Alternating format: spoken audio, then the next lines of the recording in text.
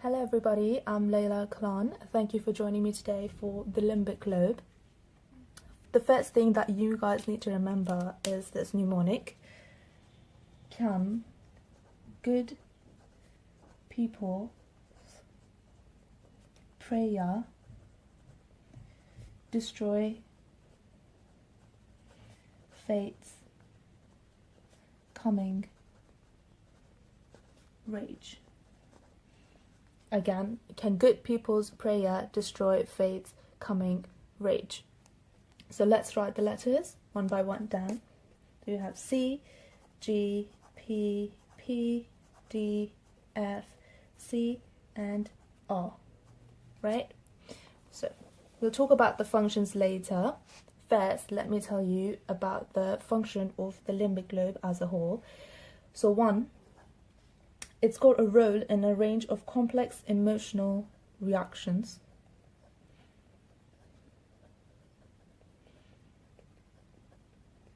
Second, it regulates the endocrine system, which responds to emotions such as the adrenaline-based fight or flight response that I'm sure everyone has heard of.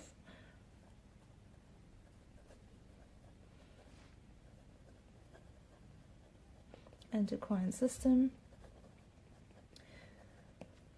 Then you've got, it also regulates both the conscious and the unconscious functions such as sexual desire, some homeostatic mechanisms and appetite,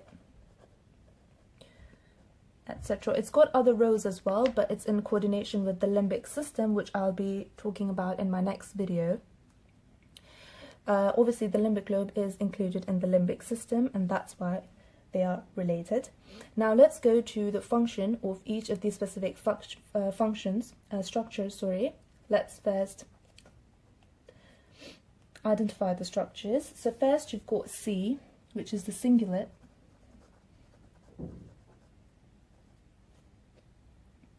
Sulcus. And the cingulate, the same, but gyrus, right? Then we've got the parahippocampal,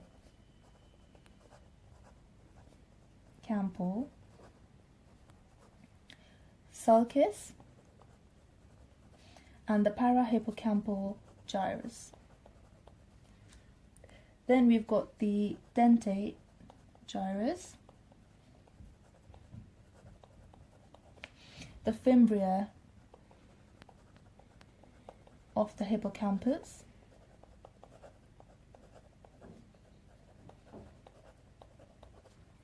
then we've got the collateral sulcus, and we end with the rhinal sulcus. I'm sorry for the handwriting. Moving on with the functions. So the cingulate sulcus and the gyrus, both of them have a common function.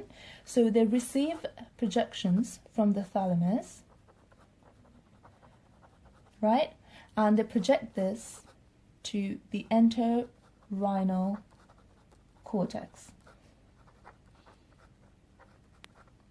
Before moving on to the P's, let me move on to rhinal sulcus. It's just an internal furrow that ends into the entorhinal sulcus, so it's just a pathway.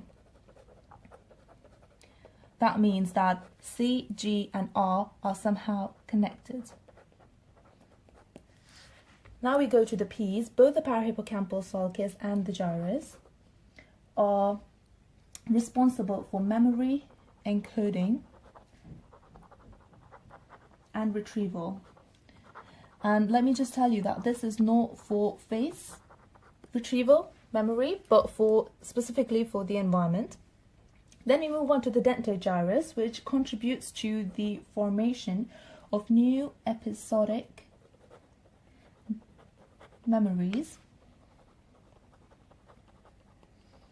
spontaneous exploration of novel environments, and other functions that have to do with the memory. This much is actually enough. Then we've got the Fimbria of the hippocampus. The function will be discussed in the next video of the limbic system. What you need to know for the limbic lobe, the function of Fimbria, is that it's the end of the hippocampus that continues on to become the crus of the fornix. And the fornix has two of these, and that the plural becomes the crura. So two hippocampal fimbriae make up the crura of the fornix. Then we have the collateral sulcus, which does not have a specific role, but it extends from the occipital lobe to a short distance of the temporal lobe, and it divides both lobes. It divides the limbic lobe from the temporal lobe.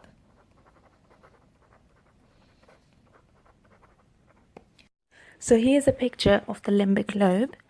It's in green. It's a C-shaped structure right above the corpus callosum, which makes it easy to identify it because the corpus callosum is so distinct you can't really miss it if you do have a practical examination, of course.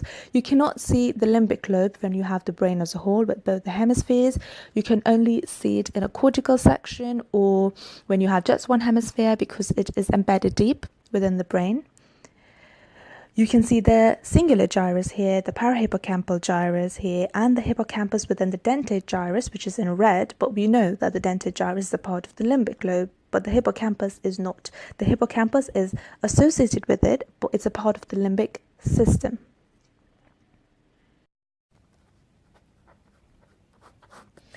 You need to know the functions of the limbic lobe as a whole, and the functions of each of the structures, and that's just about it.